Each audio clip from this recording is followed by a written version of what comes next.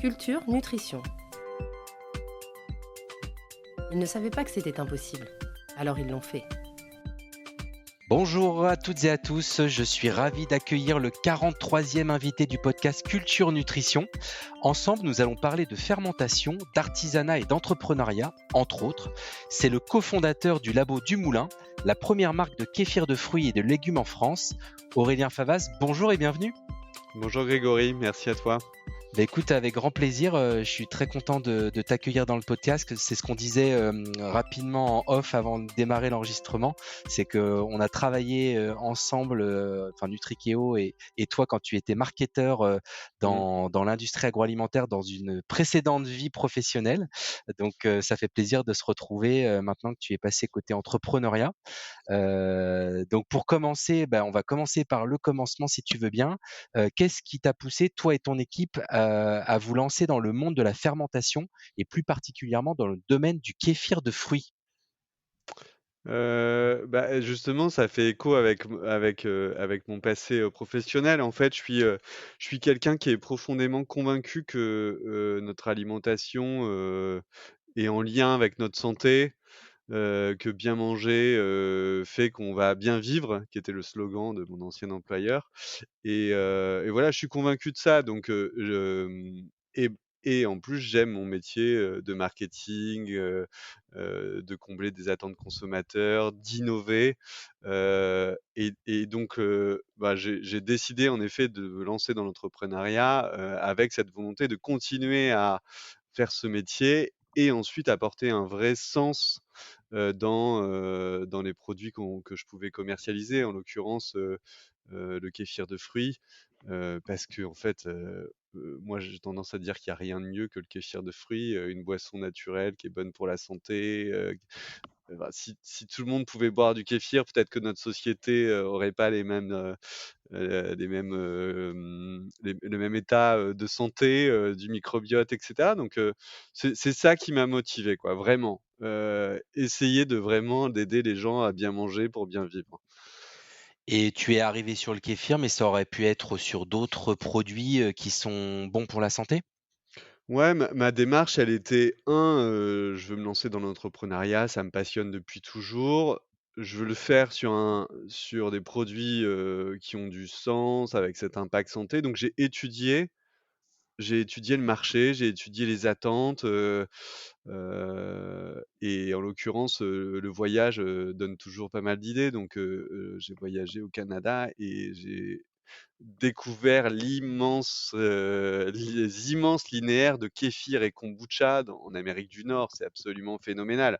La moitié du rayon d'un jus de fruits frais est dédié aux boissons fermentées, quand en France, tu n'as que des jus de fruits frais. Donc je suis revenu, avec, ce type de produit, mais plein d'autres produits fermentés. Le tempeh, des sauces fermentées, des choses comme ça. Et après bon, je me suis dit: «Bon, qu'est-ce qui en France existe?» Il y avait déjà quelques kombucha, hein, qui étaient présentes sur le marché, et je te parle de ça il y a 7 ans. Oui. Hem Et en l'occurrence sur le kéfir, il y avait cet ancrage domestique du kéfir, hein, du kéfir fait maison, mais il y avait très peu d'offres, vraiment très peu d'offres sur le marché. Donc je me suis dit: «Bah, là, il y a une opportunité à saisir». Donc j'ai tout de suite identifié le kéfir, comme un des premiers leviers, et ensuite on a enrichi, la gamme et l'activité de l'entreprise avec, les légumes lactofermentés, en effet, où il y a aujourd'hui, très peu d'offres. Enfin, tu trouves pas de vrais légumes lactofermentés en grande distribution, par exemple. C'est Donc plus en voilà. magasin bio qu'on trouve ce type d'offre de produits aujourd'hui? Ouais, c'est en magasin bio, et encore tu vas trouver des produits pasteurisés, c'est-à-dire qu'ils n'ont plus les bienfaits, de la fermentation. Donc il y a encore beaucoup d'opportunités en circuit bio spécialisé sur ce type d'offre.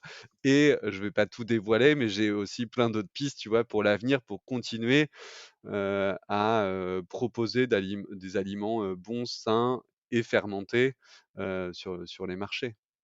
D'accord. Ouais, on va y revenir juste après parce que, on va évidemment beaucoup parler de fermentation parce que c'est passionnant.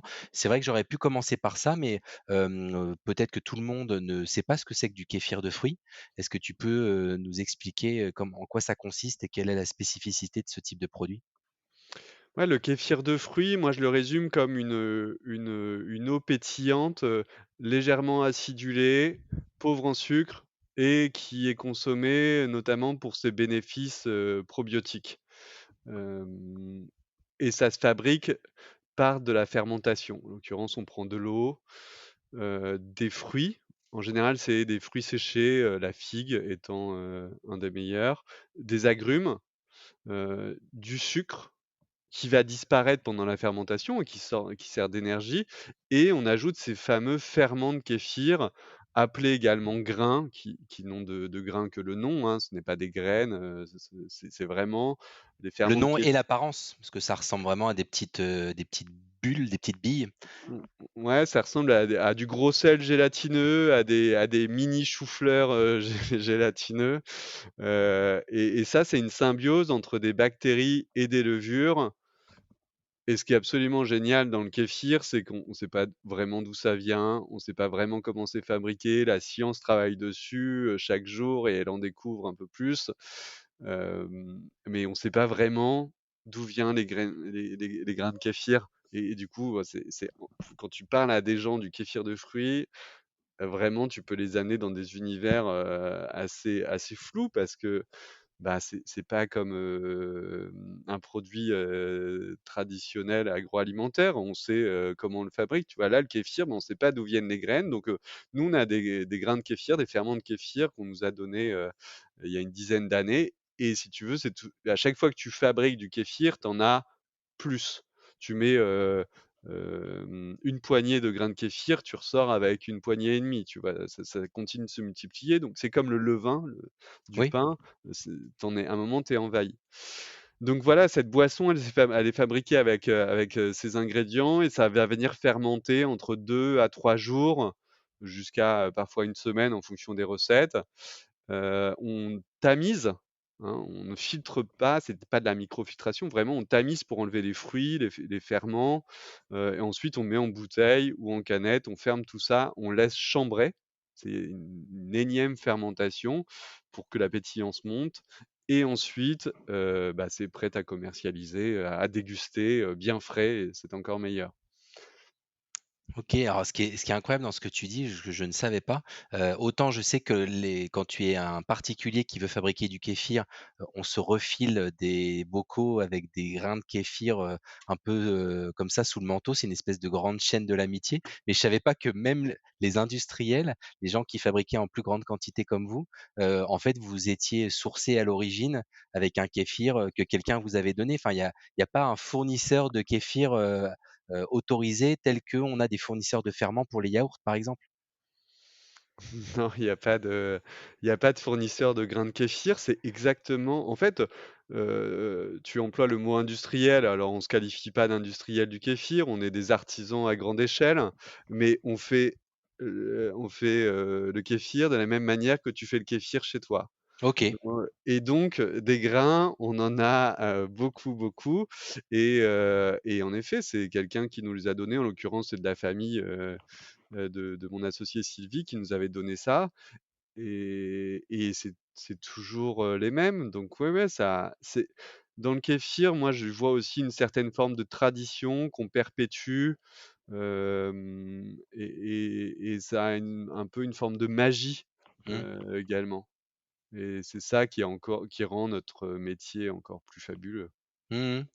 Tu as évoqué que l'inspiration venait en partie de l'Amérique du Nord où en effet, le marché des boissons fermentées, kéfir, kombucha est plus développé. Comment tu expliques cette différence de maturité aujourd'hui entre l'Amérique du Nord et la France, et même l'Europe sur ce créneau? Oui, c'est assez dingue de voir, les écarts de développement de ce type de produit.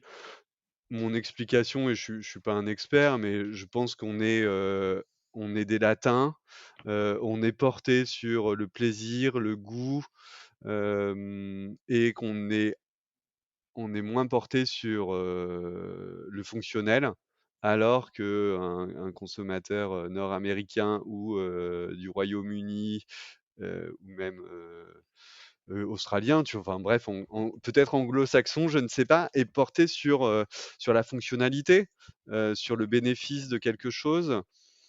C'est je pense que c'est ça le principal, en tout cas un des principaux leviers. Le 2e, c'est, ben, en France, il y a pas grand monde qui a industrialisé, les kéfirs et les kombucha. Il y a une entreprise bretonne qui a lancé le kombucha il y a peut-être 15 ans, en Oui, France. j'ai reçu Laurent, le fondateur, dans le podcast il y a quelques épisodes OK, ouais, de Biogroup, de Biogroupe. ils ont lancé ça et je pense qu'il a aussi découvert ça aux États-Unis, qu'il a importé, Oui, voilà. oui, c'était une Alors inspiration américaine, oui, également. le kéfir, moi je trouve que le kéfir, il a quand même une certaine, source franco-française. Le kéfir dans les années 50-60 était consommé dans les campagnes. C'était la limonade, des pauvres. C'était, une façon de faire une limonade, maison. Ça permettait aussi de purifier l'eau et donc du coup, on a un vrai ancrage terroir qui est vraiment campagne. On vend énormément de kéfir dans des fermes, dans des magasins de producteurs ou même dans des magasins, situés dans les campagnes. C'est pas alors que le kombucha est peut-être un peu plus urbain, Oui, un peu plus heu, branché, un peu plus urbain. ouais, voilà, et le kéfir, il a les 2. Il a ce côté un peu terroir, historique français et pourquoi aucun industriel ne s'est intéressé au kéfir de fruits alors que, ça fait, plus de 100 ans que c'est connu en France. Ça, moi, je pense que ça vient des ferments qui sont en effet pas, on peut pas les fabriquer dans un laboratoire, hein. Tu sais que le Muséum national d'histoire naturelle, en la personne de Christophe Lavelle, travaille Mmh. sur les grains de kéfir et ils le disent ouvertement: «On ne sait pas fabriquer un ferment de kéfir de fruits dans un laboratoire» et ça, je pense que ça a en effet fait peur à pas mal d'industriels quand tu peux pas acheter des ferments. C'est ça, parce que du coup, il y a un côté non standardisé qui est un peu inquiétant pour un industriel qui veut faire, des gros volumes. Ouais, j'imagine que c'est Mmh. ça, ouais, j'imagine que les je connais pas très bien l'industrie laitière, mais je pense qu'ils aiment bien, connaître, avoir un fournisseur de ferments, pour faire tel type de recette et tout est bien contrôlé, mesuré, et puis le kéfir, c'est dommage de le pasteuriser parce qu'il perd ses bienfaits donc Faut même en surtout pas le pasteuriser, j'imagine? oui, il faut Mmh. pas le pasteuriser. Alors on pourrait en obtenir une limonade, qui n'a plus les bienfaits, mais c'est dommage de le pasteuriser et donc du coup, ne pas pasteuriser un produit dans l'agroalimentaire, ah Mmh. c'est pas tellement le savoir c'est l'opposé du savoir-faire, quoi. Ouais, ouais. Tu évoquais également que tu avais toujours voulu entreprendre, et pour quelle raison? Je sais pas, j'aime, porter des projets, porter des dynamiques, innover, hem et je trouve que, en tout cas, ma vision, c'est que c'est une belle réussite que tu vois, d'entreprendre un projet par toi-même, de le porter, de rassembler, des forces autour et de le faire vivre. Voilà, et laisser quelque chose derrière soi, je ne sais pas, je suis pas je j'ai pas, commencé une thérapie pour comprendre pourquoi je me suis lancé dans l'entrepreneuriat, mais tu vois, moi, j'aime bien dire que, ma grand-mère était, restauratrice et elle avait son activité, mon père a aussi, lancé son activité de restauration, voilà, j'ai peut-être un peu ça dans les gènes, il y a un fait, c'est qu'en effet, la Startup Nation, portée, depuis, 10 ans a sûrement eu aussi un peu D'influence? d'influence sur tout ça. Mais en tout cas, moi, là où je suis fier, c'est que ce que je fais, je le fais au service d'une mission. C'est moi et mes associés qui l'avons pensée, qui l'avons écrite. Ça nourrit la société, ça nous nourrit nous. On n'a pas de compte à rendre, à des personnes au-dessus de nous. hormis, nos banques. Mais tu vois, on et je trouve que cette forme de liberté, elle nous permet vraiment de nous épanouir, de prendre notre propre décision, et d'être droit dans nos bottes. Mmh. Alors tu l'évoques, aujourd'hui vous êtes 3 associés, c'est ça? Comment vous vous êtes rencontrés et qui fait quoi dans l'équipe? Alors je te dirai pas comment se sont rencontrés mes associés parce qu'ils sont mari et femme et que j'ai pas, forcément, toute l'histoire, mais Tu as pas l'historique de la rencontre? non. Mais en effet, je suis associé avec Pascal et Sylvie Dumoulin, mari et femme, hem, qui sont alsaciens, qui je les ai rencontrés donc il y a à peu près 7 ans. Tu vois, ils avaient, légèrement plus de 50 ans. Sylvie, elle, elle a travaillé dans l'agroalimentaire, dans la R&D, dans la qualité, donc on s'est trouvé des atomes crochus très rapidement. Et Pascal, lui, il est doctorant, en biologie moléculaire, donc c'est un génie fou. Hem, heu, Ça, c'est ce qu'ils sont. Et en fait, Sylvie souffrait d'une maladie de Crohn, une maladie, chronique, inflammatoire chronique de l'intestin. Et avait essayé, pendant une dizaine d'années, tout un tas de traitements, de solutions et cetera. Et et en fait, une grande tante un jour lui a dit: «Mais essaye de boire du kéfir, on boit du kéfir depuis toujours nous et on se porte très bien». Et elle lui a donné ces fameux grains de kéfir. Et Sylvie s'est mis à faire son kéfir et vraiment à changer également, son alimentation, à intégrer, plus d'aliments vivants, et vraiment ça a eu un impact, considérable sur sa santé et sa maladie, qui est une maladie qui se guérit pas forcément, mais en tout cas, elle avait nettement moins de symptômes, voire plus de symptômes. Et elle s'est dit: «Mais ce kéfir, c'est absolument génial. Quel dommage qu'il ne soit pas plus connu et qu'on puisse pas en trouver, un maximum». Et donc ils ont lancé elle a lancé son activité d'auto-entrepreneuse. Ils ont, carrelé, la cave de leur maison, fait un petit atelier de, 15 carrés. Et puis c'était parti, le kéfir était lancé. Ils vendaient, à leurs voisins, et quelques magasins autour. Voilà, l'aventure était lancée. Et du coup, moi, le parallèle, j'étais dans cette démarche, tu vois, entrepreneuriale, de regarder les marchés. Et le kéfir, j'ai identifié une opportunité. Et en cherchant, sur Google, en scrollant et cetera, je suis tombé sur son activité. Et j'ai appelé Sylvie et je lui ai dit: «Moi, ce que vous faites, ça m'intéresse. Je pense qu'on peut partager la même vision. Moi, je sais pas fabriquer, Sylvie. Par contre, vous, vous savez fabriquer. Moi, je sais, faire du commerce et du marketing. Peut-être qu'on peut s'associer». Et écoute, je me suis retrouvé invité à passer un week-end chez, Pascal et Sylvie Dumoulin, un En hiver, Alsace? en Alsace, OK, accueillis à la maison, chez eux, avec leurs enfants. Et voilà, il y a eu un coup de foudre. Et c'était le début du projet. Et quelques mois plus tard, on crée une société à parts égales. Et on obtenait un local, un investissement. Et l'aventure était lancée. Et moi, j'ai quitté ma boîte le 1er janvier 2020. Et l'aventure du Labo du Moulin commençait. d'accord. À l'époque, la boîte en question, c'était le grand groupe avec un petit oiseau? Ouais, exactement, OK, ouais. d'accord. Ouais, ouais, Très bien. Un petit oiseau dans son nid, je précise, c'est exactement. pas le petit oiseau des supermarchés. D'accord. Ouais, donc un grand saut, du coup de la multinationale à la TPE, et à l'entrepreneuriat. Donc ce Ouais, ce exact. ce ce changement de culture, comment tu l'as vécu? Je l'ai bien vécu. En fait, j'avais, un bagage et une boîte à outils absolument phénoménale, hein. Vraiment, énormément appris. Hem et surtout, j'avais pas le choix que de réussir.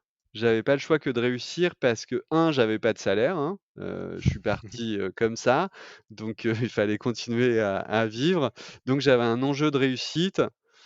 J'ai j'ai, heu et et surtout, on était 3, tu vois? Je pense que vraiment ce côté, trio, heu, moi, m'a renforcé. Je me dis: «Je suis pas tout seul dans cette aventure, 1, je le fais pour moi, mais 2, il faut que je le fasse aussi pour eux, pour que ça fonctionne». Heu et ensuite, je me lançais dans un secteur que je ne connaissais pas, qui est, le circuit spécialisé, biologique. Et il s'avère que j'ai rencontré, heu, un univers, des personnes absolument, fabuleuses, quoi. On parle du produit, on parle des bienfaits, on parle des valeurs de l'entreprise, de l'impact qu'a l'entreprise et ça, bah, écoute, c'est un épanouissement incroyable. Vraiment, on est dans l'impact, on est dans le sens et on est dans l'humain. Vraiment tout ce que je voulais donc j'étais, j'étais vraiment très à l'aise, quoi et puis, de toute façon, la page était blanche, il fallait l'écrire, il fallait se lancer donc bah, voilà et puis c'était en 2020 donc en plus tu Un rajoutes le petit événement covid là sanitaire. petit événement sanitaire là-dessus, vraiment c'était, c'est vraiment ça a été, une tornade mais Mmh, on est là, a c'est priori, bien. on l'a Vous êtes passé, toujours là? Oui, on est et toujours vous êtes là. toujours exclusif du réseau bio ou vous avez d'autres canaux de distribution? On a, on le bio, c'est quand même 80 de notre activité. On s'est lancé dans la bio, on y trouve, enfin, les consommateurs qu'on voulait, les clients qu'on voulait. On a élargi les gammes avec les légumes fermentés dans les magasins bio parce que ça avait du sens.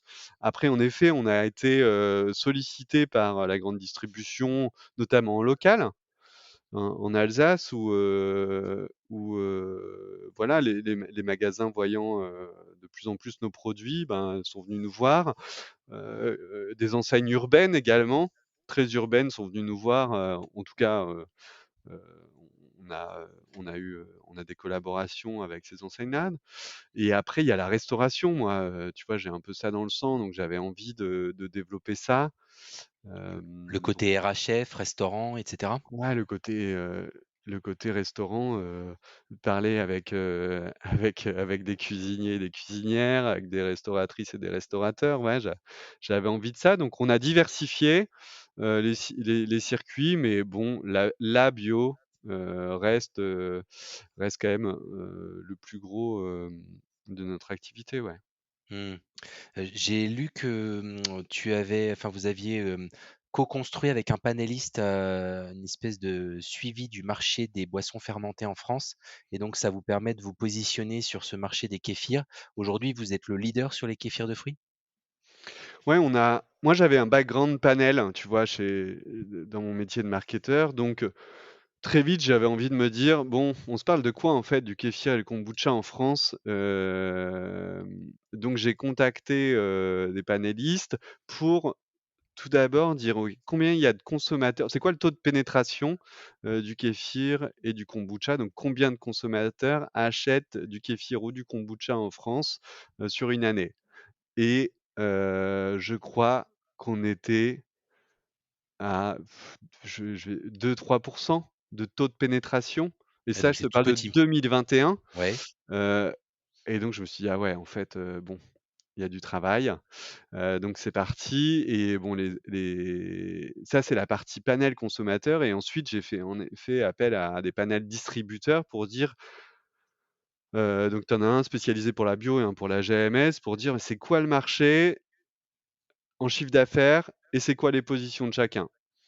Et ça te permet du coup de construire une démarche catégorielle, de dire finalement ce gâteau des boissons fermentées, des boissons, santé, combien elles pèsent, comment elles vont se développer et c'est qui les forces, en présence. Donc nous, en effet, sur le kéfir, je suis toujours en effet, positivement surpris de voir qu'on a plus de 50 de part de marché dans le circuit bio, OK. alors qu'on ne travaille pas avec toutes les enseignes ou tous les magasins. Alors on adore on travaille très, très bien les magasins indépendants, donc je pense que ça nous porte. On a des enseignes aussi, très performantes dans la bio avec qui on collabore et donc c'est vraiment chouette et puis c'est ce niveau de part de marché, tu vois? On le maintient d'année en année alors que le marché il est sur des taux d'évolution à 2 chiffres. Ah oui.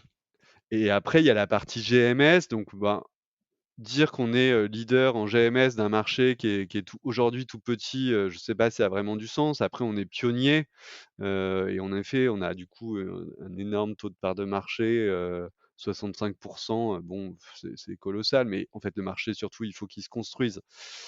Donc, la démarche, elle était vraiment de se dire, faire prendre conscience aux décisionnaires que, il y a un marché qui est en forte croissance autour d'une demande consommateur de produits, sains, santé, probiotiques, avec cet aspect un peu, nutritionnel et microbiote, hein, en arrière-pensée quand même. Le microbiote, les médias arrêtent pas d'en parler, on est encore qu'au début, Ah oui. et de dire: «Bah, construisez la catégorie, il vous faut du kéfir, il vous faut du kombucha, il y a ces intervenants-là, la cible, c'est, celle-ci, objectif, taux de pénétration de temps et faites-nous confiance parce que nous, on fait le job». Et du coup, la taille du marché, kéfir plus kombucha, enfin toutes les boissons fermentées, ça a été estimé à combien en France, tout circuit confondu? Sur la partie, retail, GMS, aujourd'hui, la taille du marché, c'est autour de 7 millions d'euros de chiffre d'affaires, kéfir, Mmh. kombucha, tout circuit confondu. Hem, Moi, ce que je surtout analysé, c'est la partie diffusion. C'est de dire combien il y a de magasins qui ont dans leur rayon du kéfir et du kombucha? Et c'est là, en fait, où il y a un énorme, levier. C'est que sur le kéfir, tu vois, tu as un magasin sur 10 qui a, au moins une bouteille de kéfir. Un magasin sur 10. Donc vraiment, à travailler sur la diffusion, déjà, c'est colossal. Sur le kombucha, on était autour de 4 magasins sur 10 qui vendent une bouteille de kombucha. Donc rien que ça, si tu appuies sur le levier diffusion, sachant que ça va vite la diffusion, hein, tu références un produit, en 2026, le marché pourrait déjà représenter 20 millions d'euros de chiffre d'affaires. Ah oui. Bon, 20 000 000, c'est, sachant qu'on se positionne dans le marché des jus de fruits frais, qui est un marché qui est en recul, hein, pénalisé par cette attention portée sur le sucre, hein, par les consommateurs. Donc vraiment, c'est un relais de croissance. C'est vraiment ça le message, ces boissons-là sont un vrai relais de croissance. Je dis pas que demain, comme aux États-Unis, les boissons fermentées feront la moitié du rayon, jus de fruits frais. Ça serait bien pour la santé des Français, mais en tout cas, la dynamique, elle est là.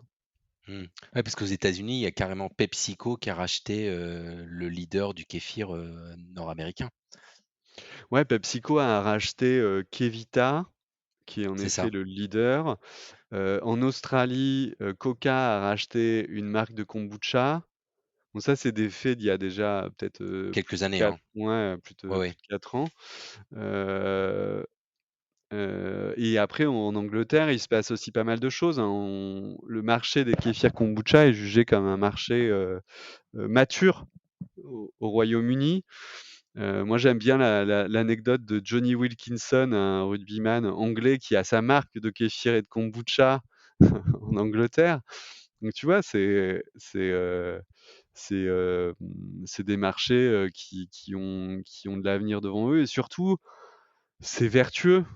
C'est vertueux, quand tu as des produits qui sont bien faits, c'est des boissons pauvres en sucre, qui sont agréables à boire, pétillantes, un peu surprenantes, par ce taux de sucre très faible et par, ces acidités, mais on a et puis c'est fabriqué par des entreprises françaises, alors, il y a tout à il y a c'est vertueux, quoi, il y a tout à gagner à développer ça. Mmh, complètement.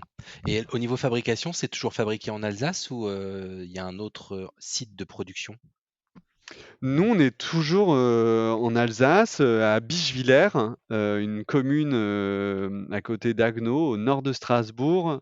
On est, tu vois, pour parler aventure entrepreneuriale, là où vraiment on a été, chanceux, c'est que dans notre commune, il y a une pépinière d'entreprise, de la communauté de communes qui met à disposition des locaux à tarif préférentiel pour des entreprises. Alors pendant les 3 premières années, hein, on les a passés, mais ça permet vraiment, de se lancer. Et là, je suis ravi d'annoncer qu'on a, lancé la construction, d'une usine de fermentation, à Bischwiller, s toujours dans ce territoire de la communauté de communes de Bischwiller-Haguenau. Donc on construit notre première usine de fermentation, qui va voir le jour en fin d'année.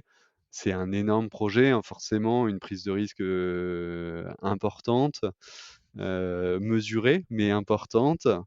Et on sera, dans des locaux, dédiés avec, vraiment, une volonté d'avoir un bâtiment avec le moins d'impact environnemental, hein. Il sera quasiment neutre, en émissions. On a, 100 de panneaux, photovoltaïques, on a une récupération des eaux de pluie, on s'intègre dans tu vois, un paysage, avec le moins d'impact possible, donc un bâtiment, sans couleur flashy ou autre, une végétation, et on a tout un travail sur les énergies parce que il nous faut un peu de chaleur pour fermenter, mais finalement, on chauffe pas tant que ça, tu vois? C'est autour d'une vingtaine de degrés, donc on consomme très peu d'énergie. Bah, par contre, quand, l'hiver, il fait trop froid, on consomme de l'énergie, donc on va récupérer de l'énergie, du froid pour le transformer en chaud, et l'été, on va récupérer de l'énergie, de la chaleur pour le transformer, en plus froid. Donc vraiment, on a travaillé là-dessus. Bon, ça, c'est vraiment la partie de mon associé Pascal qui est très fort là-dessus. Donc ouais, c'est un chouette projet. Ça va nous permettre de multiplier la capacité de production, de répondre du coup à ces tendances Par de 5, marché. hein, je crois avoir vu. Vous les multipliez? Exactement, ouais, on est Mmh. sur à peu près ce coefficient, en sachant que, on aura la capacité, d'aller plus loin encore, sur les années à venir si Mmh. on veut, ouais. J'imagine que c'est des gros investissements. Enfin, un site de production comme ça doit être quelques millions d'euros. Comment se finance un tel projet? Est-ce que, vous avez été subventionné par votre région? Est-ce que, vous avez levé des fonds? Été voir les banques? Comment ça se passe? Ouais, on a, tout ce processus-là. Tu l'as bien résumé, mais il s'avère qu'on est accompagné, par la région Grand Est, sur, la partie industrie agroalimentaire, c'est-à-dire les équipements ou les espaces dédiés à de la production qui vont créer de l'emploi. C'est vraiment très lié. C'est-à-dire qu'on n'est pas subventionné sur du foncier, sur de l'achat de terrain, sur la construction de bâtiments. Non, on a des aides en effet sur la partie investissement, équipement agroalimentaire. La région Grand Est, franchement, elle est vraiment, au top là-dessus. Vraiment, elle nous soutient, mais la région, la communauté de communes, vraiment, je fais de la pub pour le territoire du Grand Est, mais venez, l'agroalimentaire, il est vraiment, vraiment soutenu. Ouais, puis particulièrement l'Alsace, qui est une région historiquement assez agroalimentaire, ouais. Ouais, exactement, on a des très belles entreprises, des très belles réussites, Des brasseries, des plats cuisinés, de la choucroute évidemment, du chocolat, ouais, ouais, il y a il y a il y a vraiment, un beau terroir agroalimentaire, mais bon, il y a d'autres terroirs aussi, donc on se bat contre les Bretons et les Vendéens. Sur l'agroalimentaire, je sais pas, mais en tout cas, on a vraiment bien on est accompagné. Tu as BPI France aussi qui nous a accompagnés, alors pas sur cette phase-là, mais sur des phases précédentes. Voilà, et après, ben, on a été voir les banques, hein, pour dire: «Voilà notre projet, voilà ce qu'on fait aujourd'hui, voilà les perspectives», et vraiment on sent vraiment la volonté d'aider des entreprises comme nous à se développer, donc voilà, et on n'a pas eu besoin, d'aller, chercher des fonds, je ne sais où, comme on dit, de l'equity. On n'avait pas besoin d'aller faire ça, voilà, c'était pas du coup, quand on arrive à s'autofinancer, bah, c'est très bien aussi. donc vous êtes toujours tous les 3 à 100 au capital? Exactement, ouais, on est toujours tous les 3 aux commandes, de l'entreprise. D'accord. Une question sur l'offre de produits, bon, quand vous avez démarré le Labo du Moulin, c'était une gamme dédiée, exclusivement au kéfir de fruits. Depuis, vous avez élargi votre offre à d'autres produits fermentés et tu laissais entendre qu'il y avait peut-être même, d'autres INO dans le pipe. Est-ce que tu peux nous parler un peu de, vos différents types de produits aujourd'hui, dans la gamme? J'ai compris qu'il y avait plus uniquement des kéfirs et peut-être pas uniquement des boissons demain? Mmh. Ouais, en fait, on a toujours cette vision en tête, c'est pourquoi on fait tout ça, pour, aider les gens à mieux manger, à travers, des aliments favorables pour le microbiote et c'est important de préciser ça parce qu'on est une entreprise à mission, c'est-à-dire que dans nos statuts est inscrit cet objectif-là, social et environnemental, de favoriser à une alimentation plus riche en produits favorables pour le microbiote, avec des produits de qualité, innovants, et accessibles. Et quand je dis accessible, je pense, à la partie, gustative, organoleptique. Tu vois, je me rappelle quand j'ai lancé le projet du kéfir, pas mal de gens, m'ont dit: «Du kéfir, vraiment? Mais c'est pas bon. Tu es sûr que tu Mmh. veux lancer ça?» Bah oui, c'était le challenge et ça a été le challenge et donc on a dû travailler à fond sur l'organo pour rendre accessible à un maximum de personnes le kéfir. On en a encore sous le pied pour ça. Mais donc on a cette entreprise à mission avec cette mission-là, et donc on identifie, tous les produits fermentés, qu'on pourrait proposer. Donc le kéfir, notre premier pilier. Le deuxième, ça a été très vite les légumes lactofermentés, parce que, il y a une opportunité, qui était claire, c'est proposer des légumes lactofermentés qui soient bons, qui ne soient pas pasteurisés et qui soient faciles à manger. Pas simple à faire, mais tu vois, les légumes lactofermentés, pour ceux qui connaissent pas, c'est de la choucroute. Mmh. C'est de la choucroute, ou si on parle cuisine du monde, c'est le kimchi. Kimchi, ouais, qui vient de Corée? Ouais et donc c'est des légumes qui sont, fermentés dans une saumure légèrement salée, pendant 2 à 3 semaines et qui sont ensuite, assaisonnés, et nous on a beaucoup et du coup là tu vois, j'ai travaillé avec mon papa sur la partie, conception des recettes, qui était un chef cuistot, et je lui dis: «Bah, voilà, moi j'aimerais bien lancer des légumes, voilà des échantillons, essaye de me faire des recettes pour que vraiment ça soit délicieux» et on a réussi, on a fait, des légumes, fermentés, mais inspirés des crudités. Tu vois, un coleslaw, donc chou Mmh. blanc, carottes, assaisonné au curry. Franchement, c'est lacto-fermenté, mais alors c'est délicieux. Tu as une acidité certes, mais vraiment tu as de la gourmandise et ça se mange, en accompagnement quoi. Tu viens vraiment prendre une fourchette et tu manges quoi. C'est pas comme un pickles, tu peux vraiment être généreux. Voilà, donc on a toute une gamme de légumes inspirés des crudités et on a forcément fait du kimchi, et le premier qu'on a fait, c'est un kimchi doux, parce qu'on s'est dit: «Tiens, on va faire quelque chose qui est quand même accessible pour le palais des Français», donc on est à base de poivrons, sésame et franchement, c'est ultra gourmand. Parce qu'en Alors que s théorie, le kimchi originel coréen, il est très épicé, c'est ça, hein? Exactement, ouais, Mmh. du piment, très fort et là, on a quelque chose d'accessible, pour toute la famille, et c'est délicieux et pour autant, c'est un super aliment santé. Voilà, donc on a ces légumes lacto et on a, un joli produit qu'on a lancé, en 2024 qui s'appelle Morning Routine, qui est, l'idée d'avoir une boisson jus de fruits du matin autour de l'énergie, sans le sucre. Parce que la fermentation nous permet d'enlever le sucre. Donc on a pris des jus de fruits qu'on a fermentés, ça appauvrit en sucre. Alors on retrouve il y a une acidité, hein, qui est là, donc c'est pour ça qu'on a travaillé sur du gingembre, on a travaillé sur, des jus de myrtille, des jus de kiwi, et des infusions. Il y a toujours, tu verras, il y a toujours une petite infusion, herbacée, qui vient, se faufiler dans cette fermentation.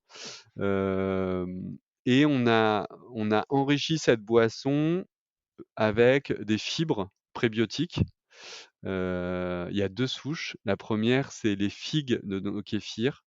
On a revalorisé, on a upcyclé les figues qu'on met dans notre kéfir. Ah oui, les Heu figues qui servent de qui étaient infusées dans le process de votre kéfir, plutôt que de les jeter après le process, tu les récupères? exactement. OK, Et ça apporte des fibres, hem et on ajoute également, de l'inuline, d'agave, pour enrichir un peu plus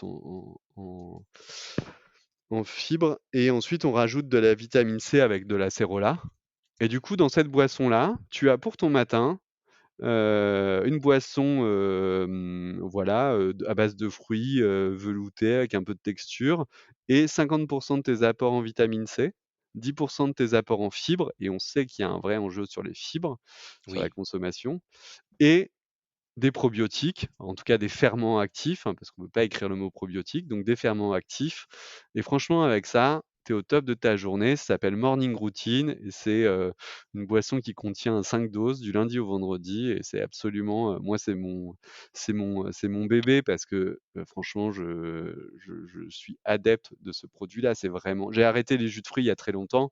Je peux enfin reboire un verre de jus de fruits, en tout cas que j'achète dans un magasin, en toute, en toute connaissance de cause de ce qu'il y a à l'intérieur. Et la différence de teneur en sucre, c'est quoi comparativement à par exemple, à un jus d'orange classique? Là, sur Morning Routine, on est à 0 de sucre. Ah Il y a oui, il y a plus de sucre le puisque sucre la est complètement transformé exact. en gaz carbonique quoi, par la fermentation et en acide Ouais, lactique? ouais, en acide parce que en plus on n'a pas de c'est pas une boisson pétillante. Ah C'est une OK, boisson plate. C'est vraiment une boisson plate. d'accord, et tu parlais de prébiotiques et de probiotiques, c'est 2 des 5 piliers d'un concept que vous avez baptisé l'alimentation positive.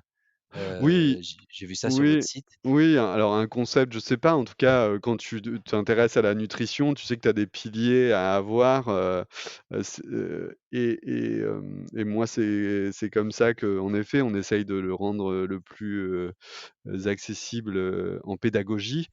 C'est en effet, il faut des prébiotiques, des fibres, mais c'est les fruits et légumes, c'est les légumineuses. En fait, bon, c'est juste qu'en effet, ça s'appelle des prébiotiques. Les probiotiques, qui sont tous ces aliments vivants qui ont disparu de notre alimentation, depuis 40 ans alors qu'ils étaient là avant et qu'on remet au goût du jour, le pain au levain, les vins nature, la bière nature, le fromage au lait cru, heu, forcément les kéfirs, et les légumes lactofermentés. Voilà et après il y a les oméga 3 et 6, heu tout ce qui est antioxydants. Ça, j'aime bien, tu vois, le côté antioxydant parce que, pour le résumer, c'est mettez de la couleur dans vos assiettes.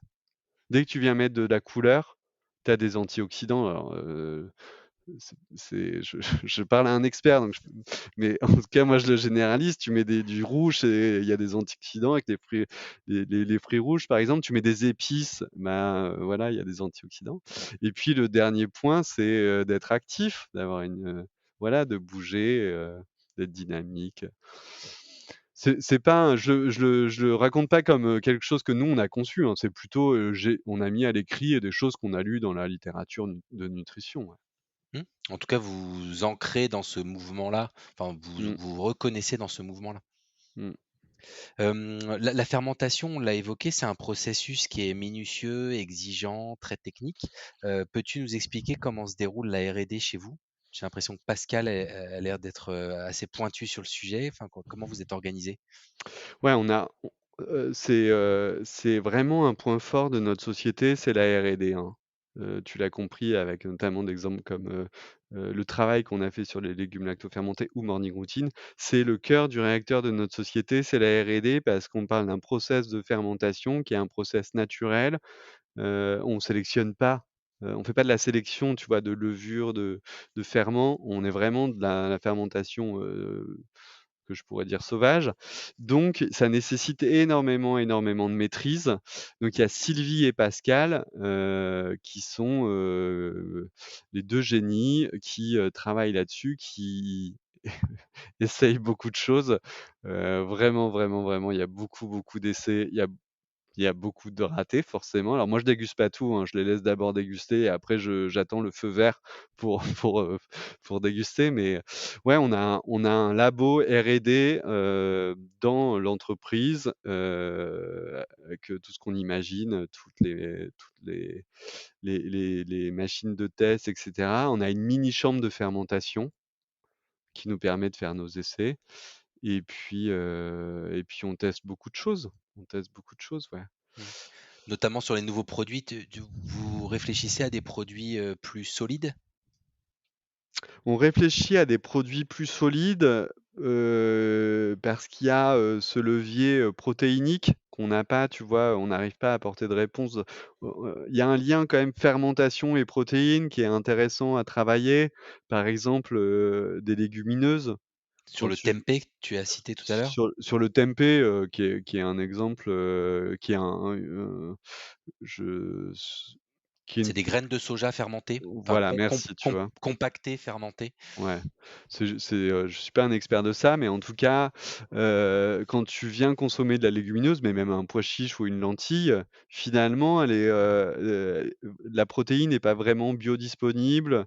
Peut-être que tu peux En tout cas, elle l'est plus grâce à la fermentation. La exact fermentation, rend les protéines plus, digestibles par l'organisme, notamment voilà, dans les légumineuses dont font partie le soja d'ailleurs. exactement et ça, c'est, je trouve, un levier très intéressant. Parce que nous, on est experts de la fermentation et qu'on peut apporter des choses, là-dessus. Reste à savoir, comment, à quoi ça ressemble et cetera. Mais, oui, bien sûr, le solide, heu et moi, je vis vraiment pas le plaisir, tu vois? Je pense que quand même, ça reste de l'alimentaire. Il faut qu'on soit dans le plaisir et quand tu viens mettre de la fermentation là-dessus, bon, il faut trouver le bon équilibre. Ouais, tout à fait, il faut que les goûts, soient au rendez-vous et qu'on soit pas trop en décalage par rapport à des habitudes culturelles et gustatives, des Français, hein. C'est vrai que les produits fermentés sont peut-être plus largement consommés dans d'autres géographies, même si en France, oui, avec notamment avec la choucroute et cetera, on a quand Et même le des habitudes, hein. fromage et Le le fromage, ouais, pain, c'est vrai. On est habitué au goût issu de en la fait, fermentation. malheureusement, dans le mot, produit fermenté, il y a le mot fermenté, quoi. C'est pas Oui, le qui c'est peut avoir une connotation négative parce que e ça fait produit, «dégradé» entre guillemets, exactement. ou qui a mal tourné. Mmh, mmh, mmh, Mais bon, exactement. je pense quand même que la fermentation a une image positive et que, les médias en parlent et que, voilà, on commence à prendre conscience que le levain pour faire du pain, c'est de la fermentation, la bière, c'est de la fermentation. Alors ouais, je pense qu'il y a une culture quand même sur le sujet qui est plutôt positive. Mmh. Oui, oui, et puis, on est qu'au début. Elle revient cette fermentation, à grands pas, quand tu regardes, ce qui se passe en restauration, en gastronomie, tu vois? Avec le Bocuse d'Or, tous les ans, tu as une recette qui est où tu as un élément du plat qui est, fermenté, lacto-fermenté. Donc ça et le Noma, le fameux restaurant, qui a écrit sa Au bible sur la Danemark. fermentation, ouais. Donc ça nous nourrit, beaucoup, et surtout ça va dans le bon sens. Mmh. Si on met plus de vivant dans l'assiette, des Français et plus largement, alors l'humain s'en portera que mieux, Mmh. vraiment. Et puis il y a aussi ce côté, au-delà de l'aspect, santé fonctionnel qui est apporté par la fermentation, il y a ce côté qu'on est on redécouvre un processus qui est ultra traditionnel, qui est l'un des premiers processus de conservation, forcément qu'a découvert, l'être humain et donc dans ce côté-là, il y a ce côté, ça évite d'avoir recours à des additifs, ça permet de conserver naturellement sans traitement thermique, enfin voilà, il y a ce côté retour un peu, au brut qui est pas inintéressant pour des marques. Ouais, tout à fait. Si je te dis Labo du Moulin dans 10 ans, tu me réponds quoi? Oh, le labo du moulin dans 10 ans, je le vois avec, une très belle gamme de produits, diversifiés autour de la fermentation et du plaisir de manger.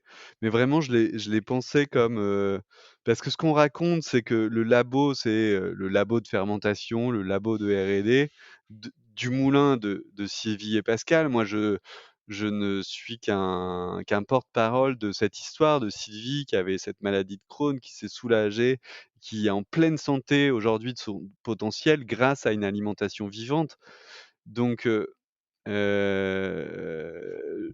je l'ai pensé comme vraiment une marque ombrelle qui pourrait accueillir plein de produits, vertueux, sains et naturels et bons, tu voilà, pour toute la famille parce que moi, je suis ravi que mon fils aujourd'hui puisse boire du kéfir de qualité, ou un morning routine, voilà, et je sais que ça lui fait du bien et qui j'espère sera en pleine santé, et du coup au plein de son potentiel, pour sa vie.